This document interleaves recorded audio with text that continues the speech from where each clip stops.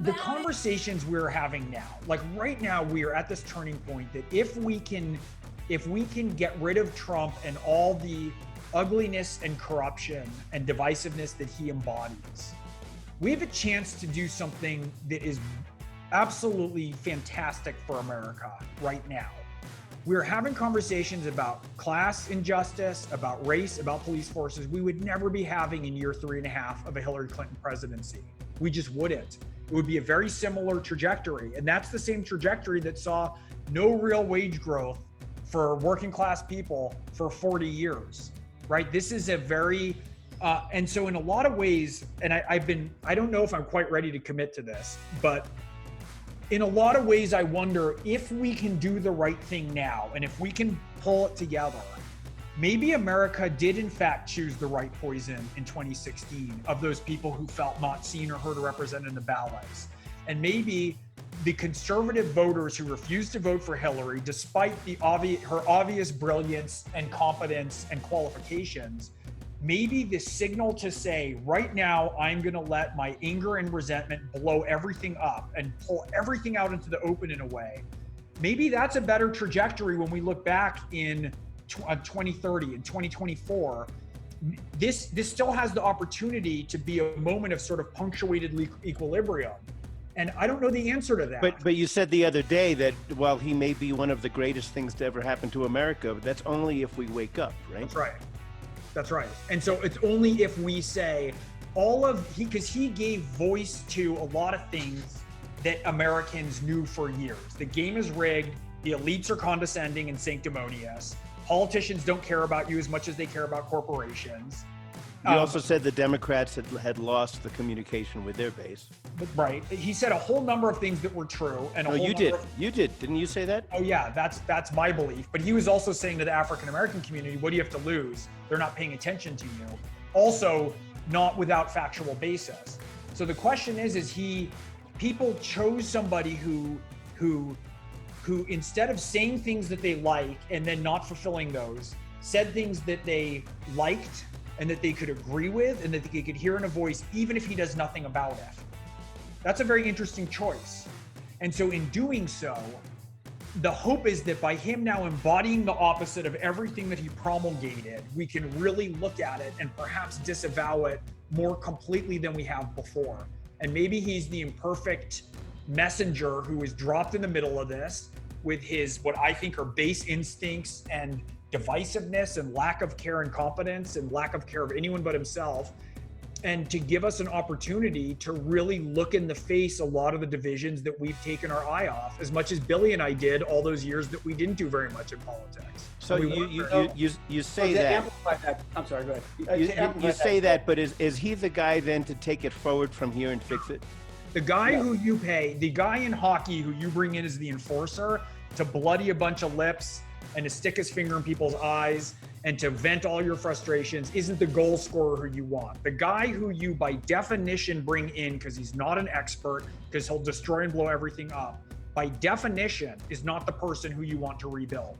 If that's clearly in a choice, if anybody I believe is good faith honest with themselves for who will end a period of division and start us on our imperfect partial path back towards the light, it's clearly to me Joe Biden versus Donald Trump.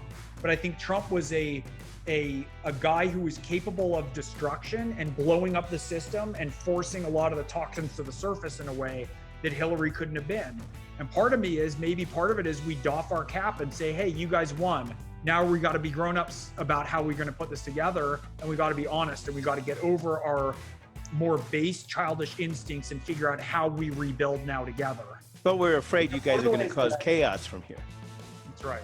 One of the ways that I think about it, Bill, is the person that you would pay to do demolition on a building is not the architect who's going to build who's going to build up from that emptiness.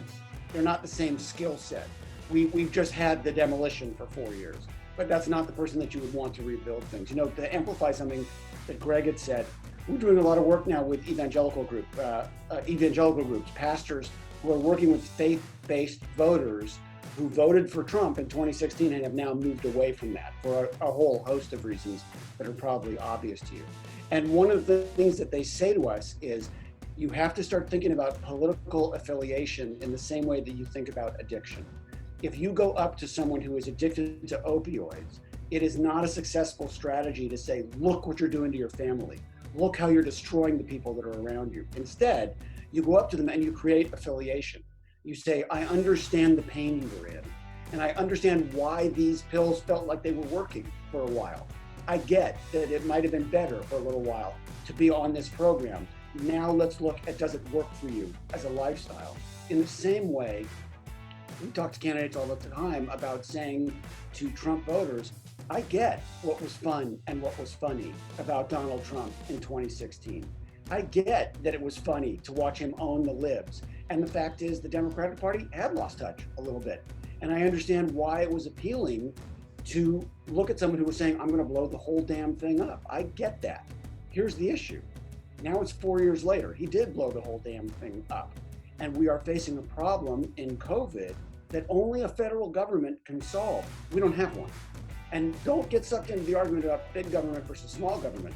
This is about effective, competent, robust government. We don't have one. He got it out of there. That's why you're worried to death about your mom in the nursing home. That's why your 15-year-old kid just did spring quarter on your couch. That's why you and your husband both lost your job. Because there are certain things that only a federal government is big enough to stop. Private industry cannot, and individuals cannot. And we don't have a federal government that's competent to do it. Ed, come on in. I agree with the points that Greg and Billy have been making just now. He ran on those issues, but he also ran on some positive issues. He ran that he would change the Supreme Court. And I know a lot of people who voted for him because they thought he'd get new Supreme Court nominees, which he's delivered on.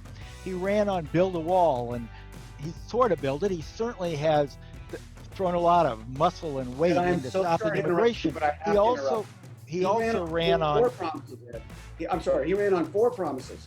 I will bring back manufacturing, your healthcare will get better and cheaper, Mexico will pay for the wall, and I will drain the swamp. He had a Republican House and a Republican Senate and went 0 for 4 on those promises, which means either they were not good ideas or he is not an effective leader.